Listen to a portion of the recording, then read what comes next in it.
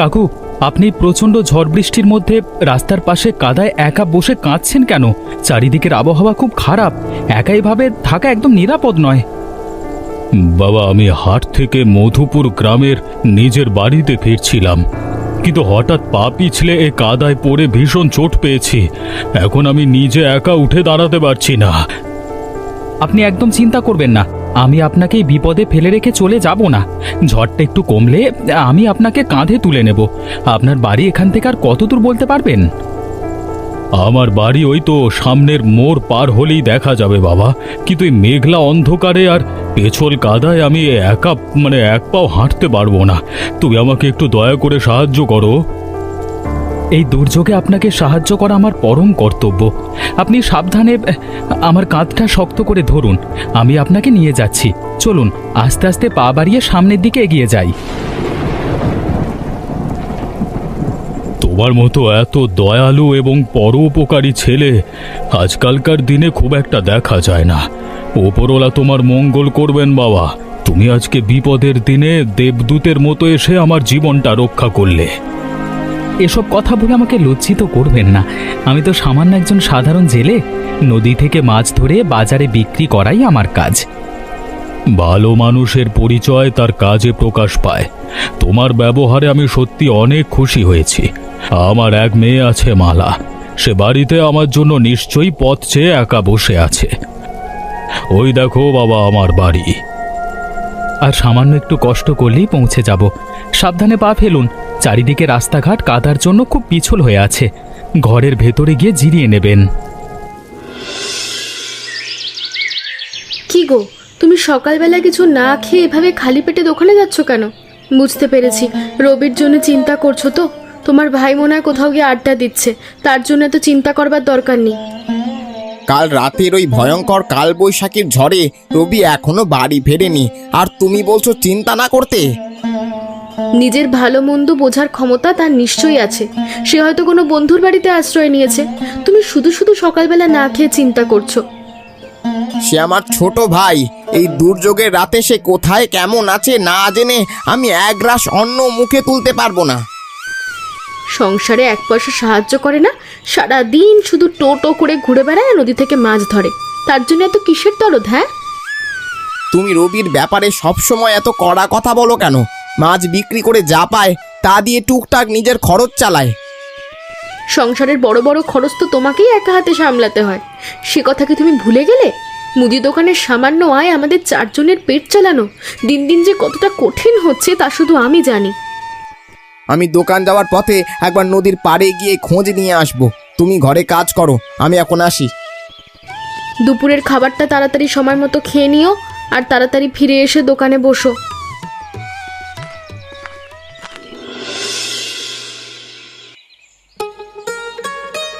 কাকু, আপনার চোট পাওয়া পা এখন আগের থেকে অনেকটাই ভালো হয়েছে দেখা যাচ্ছে। আমাকে এবার নিজের বাড়িতে ফিরতে হবে। আমার দাদা বোন হয়তো আমার জন্য অনেক চিন্তা করছে। রবিবাবু, আপনি এত তাড়াহুড়ো করে আজই চলে যেতে চাইছেন কেন? আর দুটো দিন থাকুন না। আপনি কাল রাতে আমার বাবাকে যেভাবে বাঁচিয়েছেন, সে উপকারের কথা আমি কোনোদিন ভুলতে পারবো না। বিপদে পড়া মানুষকে সাহায্য করা তো সবারই উচিত, এভাবে বলার কিছু নেই। আমি জেলে মানুষ, বেশি দিন নিজের ঘর ছেড়ে বাইরে থাকলে আমার জীবিকা বন্ধ হয়ে যাবে। আমি মধুপুর বাজারে যখনই মাছ বিক্রি করতে আসবো তখনই আপনাদেরই বাড়িতে এসে দেখা করে যাব, কথা দিচ্ছি। আপনার এই কথা কিন্তু মনে থাকে যেন রবিবাবু, আমাদের ভুলে যাবেন না। বাবা তো একলা থাকেন, আপনি এলে ওনার গল্প করার একজন ভালো মানুষ পাবেন, মনটাও খুব ভালো থাকবে ওনার। আমি অবশ্যই আসব। আপনাদের ব্যবহার আমার সারা জীবন মনে থাকবে। আজকে তবে আসি। মেঘ কেটে রোদ উঠতে শুরু করেছে, পথ চলতে এখন খুব সুবিধা হবে আমার। ঠিক আছে বাবা রবি, তুমি সাবধানে নিজের ঘরে ফিরে যাও। তোমার মতো সৎ মানুষের সাথে পরিচয় হওয়া ভাগ্যের ব্যাপার। আমি আপনার জন্য কিছু মিষ্টি আর ফল একটা পাত্রে গুছিয়ে রেখেছি, এটা সাথে করে নিয়ে যান। আপনার পরিবারের সবাইকে দিলে খুব খুশি হবে। সুমন, অনেকদিন পর আজকে আকাশটা বেশ পরিষ্কার হয়েছে। কোনো বাতাস আর বৃষ্টির আনাগোনাও নেই। নদীর ধারের এই শান্ত পরিবেশটা আমার মনকে খুব আনন্দ দিচ্ছে। তোমার সাথে বসে থাকতে খুব ভালো লাগছে গো। কুসুম, আমার কিন্তু আবার এই বর্ষার ঝুম বৃষ্টি আর মেঘের ডাক খুব বেশি পছন্দ। বৃষ্টির দিনগুলোতে তোমার কথা আরও বেশি মনে পড়ে। একা একা ঘরের জানালার পাশে বসে তোমার ছবি আঁকি। তুমি তো সবসময় নিজের মনের খেয়ালে টানা মেলে উড়ে বেড়াও, আমাদের বিয়ের কথা তো চিন্তাই করো না। শোনো, এখন কিন্তু সন্ধে হয়ে গেছে, আমাদের এবার তাড়াতাড়ি উঠে বাড়ির দিকে রওনা দেওয়া উচিত বলে মনে হচ্ছে। এক্ষুনি চলে যাবে কেন কুসুম? আর একটু সময় করে বসো না আমার পাশে গল্প করার জন্য। নদীর এই কলকল ধ্বনি আর চাঁদের আলো আমাদের এই ভালোবাসার মুহূর্তকে আরো সুন্দর করে তুলেছে। আমাদের এখানে বেশিক্ষণ একা একা বসে গল্প করলে গ্রামের লোক দেখলে কিন্তু আবার নানা কুৎসা রটাবে। বড়দা জানতে পারলে আমার ওপর ভীষণ রেগে যাবেন। ওনার কানে বাজে কথা যাক আমি চাই না। আমি নিজে ওনাকে সব বলবো, চাই না পাড়ার লোকের কাছ থেকে আমাদের কথা জানুক। গ্রামের মানুষ তো কত কথাই বলে, তাদের কথায় কান দিলে সুখে থাকা যায় না। আমি তোমাকে মন থেকে ভালোবাসি কুসুম। খুব তাড়াতাড়ি তোমার দাদার কাছে বিয়ের প্রস্তাব নিয়ে যাব। আচ্ছা, তাড়াতাড়ি জানাবো, কিন্তু আমার বৌদিকে নিয়েই তো ভয় হয়। বৌদি সবসময় বড়লোক ঘরের পাত্র খোঁজার কথা বলে, তবে তোমার যা আছে আমি তাতেই সুখে থাকবো। আমার দিদিমার দেওয়া যে সামান্য জমি জমা আছে তাতেই পরিশ্রম করে আমাদের সংসার সুন্দরভাবে চলে যাবে। সৎ পথে থেকে কষ্ট করে বাঁচা অনেক সম্মানের। আমি তোমাকে সারা জীবন খুব সুখে রাখবো। আমি জানি তুমি ভালো ছেলে সুমন, তোমার ভালোবাসার ওপর আমার পূর্ণ বিশ্বাস আছে, কিন্তু আজ আর নয়, অন্ধকার ঘন হচ্ছে। চলো এবার সাবধানে গ্রামের ভেতরের মেঠো পথ দিয়ে বাড়ি যাই।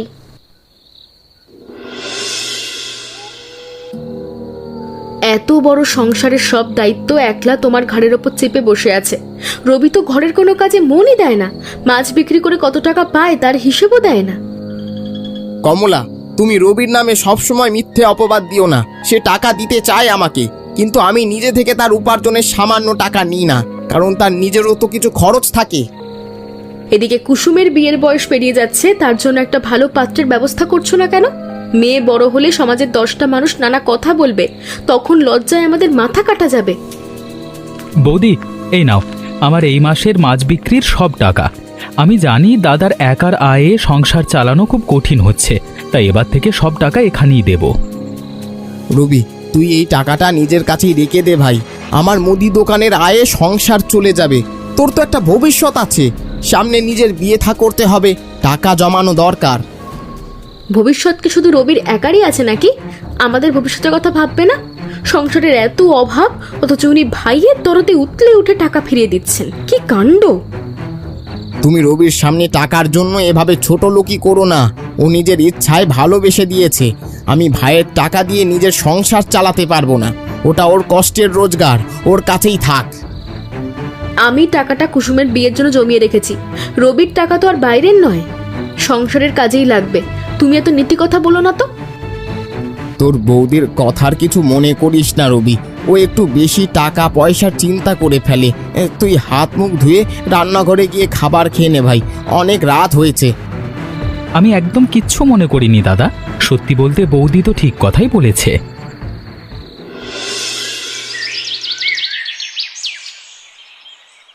দাদা, আজকে সকাল থেকে তোর মনটা এত খারাপ হয়ে আছে কেন রে?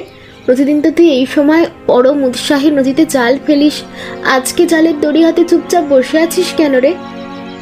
কুসুম, বর্দার পক্ষে আমাদের এই 4 জনের সংসার একা চালানো দিন দিন বড্ড কঠিন হয়ে পড়ছে।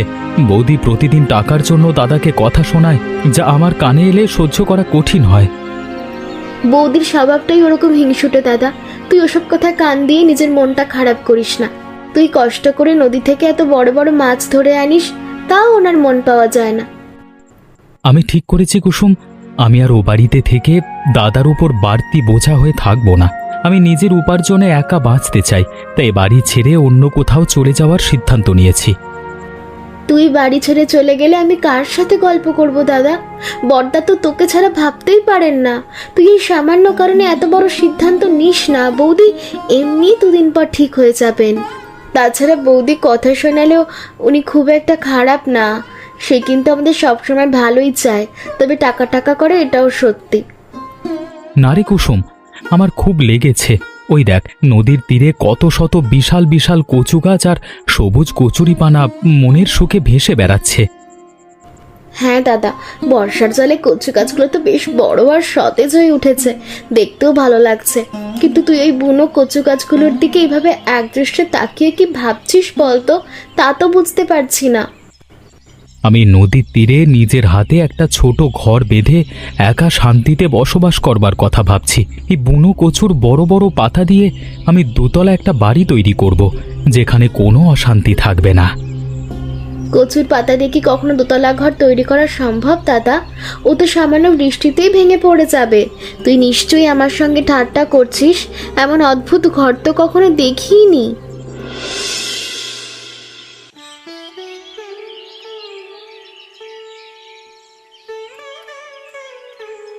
রবির কাণ্ডটা একবার নিজের চোখে দেখো। রবি আজ সকালেই নদী থেকে ধরা এই তাজা রুই মাছটা আমাদের দিয়ে গেছে। রবি ছেলেটা সত্যি খুব ভালো ছেলে আর পরোপকারী, তার কোনো তুলনাই হয় না। এই 1 মাসে সে প্রায়ই আমাদের এ বাড়িতে এসে আমার খোঁজ খবর নিয়ে যায়।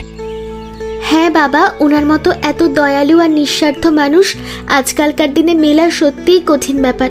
ওনার দেওয়া মাছগুলোর স্বাদও বাজারের কেনা মাছের থেকে অনেক বেশি ভালো আর সুস্বাদু। এই 1 মাসে আমাদের কয়েকবার মাছ দিয়ে গেছে।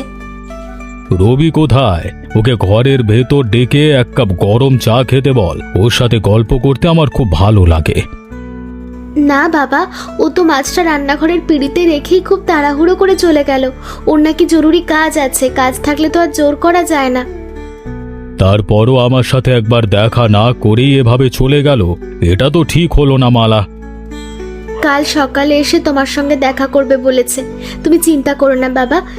বাবা, আমি মাছটা কেটে আজ দুপুরবেলা খুব ভালো করে রান্না করব তোমার জন্যে। মাছের ভুনা করিস, অনেকদিন ভুনা খাওয়া হয় না। পেঁয়াজ রসুন শিলপাটায় বেটে দিবি, তাহলে স্বাদটা অনেক ভালো হবে। ঠিক আছে বাবা, তোমার পছন্দ মতো করে রান্না করব। তাড়াতাড়ি যাই, নইলে বিড়ালে আবার মাছটা খেয়ে নেবে। আজকে আমি আপনার জন্য নদী থেকে কোনো মাছ নিয়ে আসিনি, বাজারে সব বিক্রি হয়ে গেছে। তবে আসবার পথে রাস্তার পাশে জবা ফুলের গাছের এই ফুলটি দেখে আপনার জন্য তুলে নিয়ে এলাম। ফুলটি তো দেখতে ভীষণ সুন্দর আর তাজা রবিবাবু, মনে হচ্ছে মাত্র ফুটলো। আমার জবা ফুল খুব পছন্দ। আপনি যে আমার পছন্দের কথা মনে রেখেছেন তার জন্য অনেক ধন্যবাদ। কয়েকদিন আগে বলেছিলেন আপনার জবা ফুল পছন্দ, সেটা আমার মনে আছে। আর একটা কথা, আপনার ওই সুন্দর হাসি মুখ দেখার জন্য আমি প্রতিদিন এই মেঠো পথ দিয়ে হেঁটে আসতে পারি কোনো ক্লান্তি ছাড়া। আচ্ছা, কাকু ঘরের ভেতর কি করছে? ওনার পায়ের ব্যথাটা এখন পুরোপুরি কমে গেছে তো? তুমি রবি এসেছো বাবা? আমি তোমার কথাই এতক্ষণ মালার সাথে বলছিলাম। তোমার সাথে আমার একটা খুব জরুরি বিষয়ে কথা বলবার আছে। হ্যাঁ বলুন, আপনার পায়ের চোট এখন কেমন আছে? কোনো যন্ত্রণার ওষুধ কি বাজার থেকে আর কিনে এনে দিতে হবে? পায়ের ব্যথা এখন একদম ভালো হয়ে গেছে বাবা। আমার আসল চিন্তা এখন আমার এই একমাত্র মেয়ে মালাকে নিয়ে। আমি মালার সাথে তোমার বিয়ের প্রস্তাব দিতে চাই। তোমরা দুজনে যদি এই বিয়েতে রাজি থাকো তাহলে আমাকে বলো। বাবা যে সিদ্ধান্ত নেবে তাতে আমার পূর্ণ সম্মতি আছে। আমি তোমার অবাধ্য হব না। রবিবাবু একজন খুব ভালো মানুষ। ওনার হাত ধরলে আমি সারা জীবন অনেক সুখে থাকতে পারবো। আপনি এত বড় লোক মানুষ হয়ে আমার মতো এক গরিব জেলের সাথে আপনার মেয়ের বিয়ে দেবেন? আমি তো কচুরিপানায় 2 তলা বাড়িতে থাকি। মালা কি সেখানে সুখে থাকতে পারবে? ধন সম্পদ তো আজকে আছে কালকে নেই বাবা, কিন্তু মানুষের ভেতরের সততা আর ভালো মন সারা জীবন থেকে যায়। আমি আজকে রাতেই তোমাদের এই শুভ বিবাহ সম্পন্ন করতে চাই, কোনো জাঁকজমক ছাড়াই। ঠিক আছে, আপনি যা ভালো মনে করেন তাই হবে। আমি 1 মাসে মালাকে চিনেছি, সে খুব ভালো মনের মেয়ে। আমি নিজেও মনে মনে ওর মতো মেয়েকে বিয়ে করতে চাইছিলাম। তাহলে আর কি, আজকে রাতেই 4 হাত 1 হবে। কমলা, তুমি একটু কুসুমকে তাড়াতাড়ি ডেকে আনো তো। ওর সাথে আমার একটা খুব দরকারি কথা আছে আজ। রবিটা অভিমানে বাড়ি ছেড়ে চলে গেছে, আজ 1 মাস হলো। ও থাকলে আমার খুব ভালো হতো। রবি গেছে তো বেশ ভালোই হয়েছে। তোমার ওপর থেকে সংসারের একটা আর্থিক চাপ কমেছে। তুমি সারাদিন শুধু ওই ভাইয়ের চিন্তা না করে নিজের খাওয়া দাওয়ার দিকে একটু নজর দাও দেখি। রবির কথা বললেই তুমি এমন করো কেন? ও মনের কষ্টে ঘর তৈরি করে নদীর পাড়ে আছে। ও আমাদের পর নয়, আমার নিজের ছোট ভাই। ভাইটা কেমন আছে আমায় ভাবতে হয়। শোনো, তোমাকে যা বলছি তাই করো, কুসুমকে ডেকে নিয়ে এসো। কুসুম কি আর সারাদিন এই বাড়িতে বসে থাকে? কখন কোথায় ঘুরে বেড়ায় তার তো কোনো ঠিক ঠিকানা নেই। আমি ডেকে দেখছি ও পেছনের ঘরে আছে কিনা, থাকলে এখনই বারান্দায় নিয়ে আসছি তোমার কাছে। আয় কুসুম, এদিকে আয়, তোর দাদা ডাকছে। বড়দা, তুমি আমাকে ডেকেছো কেন বলো? কুসুম, শোন বোন, আমাদের পাশের পাড়ার ধনী সুকুমার বাবু গতকাল নিজে এসে ওনার ছেলের সাথে তোর বিয়ের প্রস্তাব দিয়ে গেছে। ছেলে খুব ভালো ব্যবসা করে, বড়লোক ঘর। তুই কি এই বিয়েতে রাজি আছিস? এত বড়লোক ঘরের পাত্র হাতছাড়া করা তো একদম উচিত হবে না বলে দিলাম। কুসুমের ভাগ্য তো খুব ভালো, এমন সোনার সুযোগ জীবনে বারবার আসে না। তুমি আজই সুকুমারকে ডেকে বিয়ের কথা পাকা করে ফেলো। বড়দা, তুমি দয়া করে এই সুকুমারের ছেলের সঙ্গে আমার বিয়ের প্রস্তাবটা এখনই হাত জোর করে না করে দাও, কারণ আমি গ্রামের সুমনকে মন থেকে খুব ভালোবাসি এবং ওকে নিজের স্বামী হিসেবে বরণ করতে চাই। তুই যখন সুমনকে পছন্দ করেছিস বোন, তখন তোর মনের ইচ্ছার বিরুদ্ধে আমি কোনো কাজ করব না। সুমন খুব সৎ আর পরিশ্রমী ছেলে। আমি নিজেই ওনার সাথে কথা বলে তোদের বিয়ের সব ব্যবস্থা করব। ভালো করে ভেবে দেখ কুসুম, আমি কিন্তু বলছি সুকুমারের ছেলে সমনের থেকে বেশি ভালো হবে। বৌদি, আমি ভেবে দেখেছি, নতুন করে কিছু ভালো লাগবে না। আরে রবি, তুই এই সকালবেলা হঠাৎ কোথা থেকে এলি ভাই?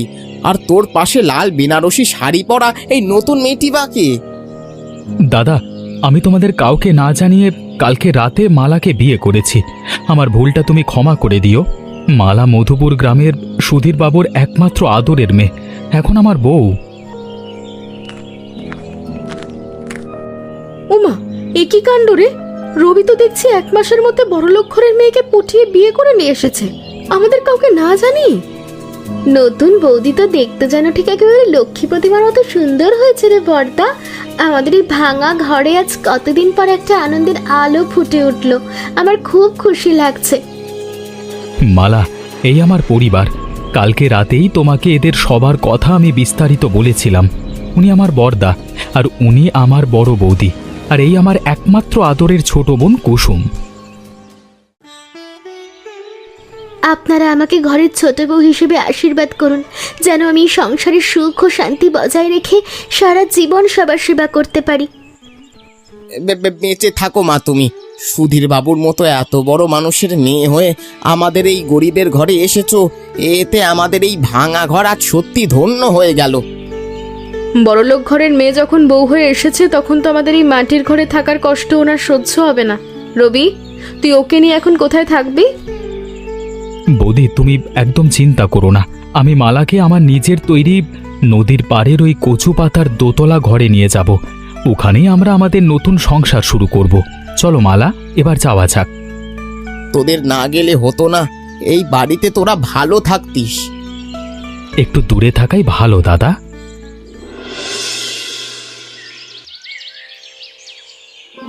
বৌদি, তুমি এত বড়লোক ঘরের মেয়ে হয়ে আমাদের এই নদীর ধারের কচুপাতার দোতলা ঘরে একা একা থাকতে কেমন লাগছে? তোমার কোনো কষ্ট বা অসুবিধে হচ্ছে না তো? কুসুম, আমি আমার মনের সব কথা তোদের বিস্তারিত বলবো, কিন্তু তোরা আগে এই শীতল পাটির ওপর শান্ত হয়ে এসে বস দেখি। তোর ছোট দাদার কাছে গতকাল রাতে আমি একটা আনন্দের খবর শুনলাম। তোমাকে আমাদের ব্যাপারে কি কথা বলেছেন বৌদি? বৌদি, আসলে রবিদাকে আমরা আগে কিছু জানাইনি। কাল সকালে রবিদা যখন নদীতে জাল দিয়ে মাছ ধরছিল, তখন আমরা দুজন ওনার কাছে গিয়ে সব খুলে বলেছিলাম। সুমন, তোমার রবিদা কাল রাতে বাড়ি ফিরে সব কথা আমাকে নিজের মুখে বলেছে। ও তোমাদের ভালোবাসার কথা জেনে খুব খুশি হয়েছে। কাল রাতেই তো চূড়ান্ত ঠিক হলো, সামনের মাসের প্রথম সপ্তাহেই তোমাদের বিয়ে হবে। বৌদি, আমাদের ছোটদা এখন কোথায় গেছেন? দাদাকে তো বাড়ির আশেপাশে কোথাও দেখতেও পাচ্ছি না। তোর দাদা হাটের বড় দোকান থেকে মিষ্টি আনতে গেছে, এখনই ফিরে আসবে। তোরা শোন কুসুম, তোদের এই বিয়েটা কিন্তু আমার এই কচু পাতার দোতলা বাড়ি থেকে ধুমধাম করে হবে। বৌদি, তুমি আমার জন্য এত চিন্তা করছো দেখে আমার খুব খুশি লাগছে। আমার চোখে জল আসছে। তোমার মতো এত ভালো আর দয়ালু একজন মানুষ আমি আমার জীবনে তেমন দেখিনি। সত্যি তাই, এইটুকু সময়ের মধ্যে কত আপন লাগছে।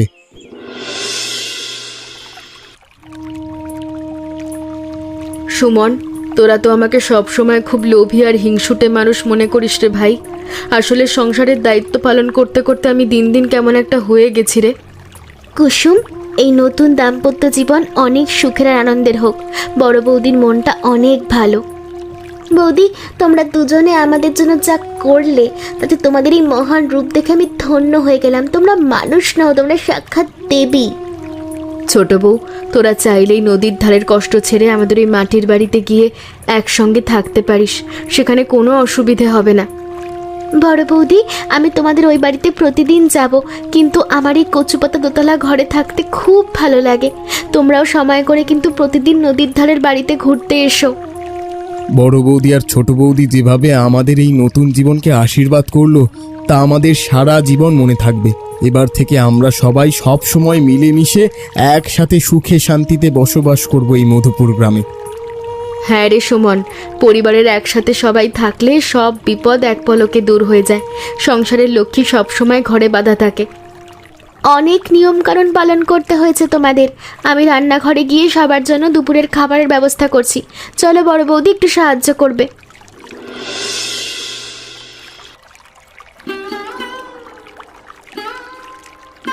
এই গত কয়েকদিনের বিয়ের ব্যস্ততার জন্য তোমার সাথে আমি মন খুলে ঠিকমতো কথাই বলতে পারিনি।